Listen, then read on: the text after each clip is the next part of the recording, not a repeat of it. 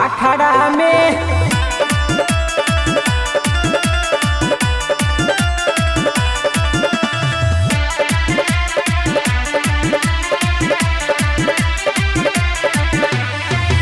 बारू तू भले छोटे हो कहाँ घोटे के परी मोटे मोटे हो।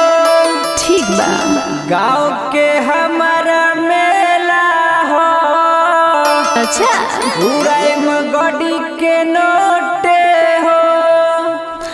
हनु अखाड़ा में हाथी तो फूला बनाया अखाड़ा में हाथी तो रघरी अखाड़ा में कर जनी चुनाए हमर सोना नहीं तो पर जई बुला फड़ा में। अखाड़ा में हाथी तो फूला बनाया अखाड़ा में हाथी तो फूला बनाया अखाड़ा में हाथी तो फूला बनाया अखाड़ा में हाथी तो फूला बनाया अखाड़ा में।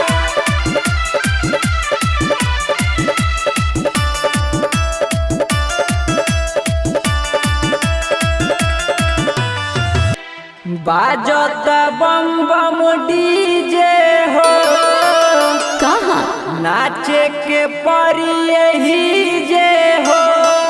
ठीक बा लहंगा में चोली भाला हो ठीक बा चोली लगी पसीजे हो। हनु अखाड़ा में हाथी तो रघरी अखाड़ा में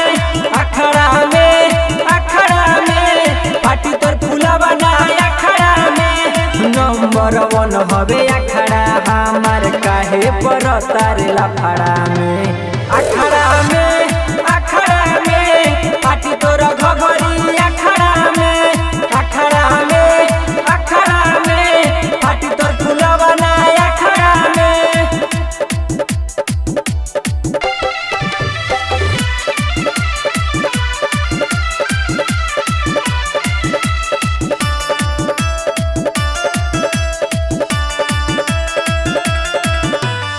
आइल बारू बबी मेला हो सचो खियाई बिना छिलले केरा हो।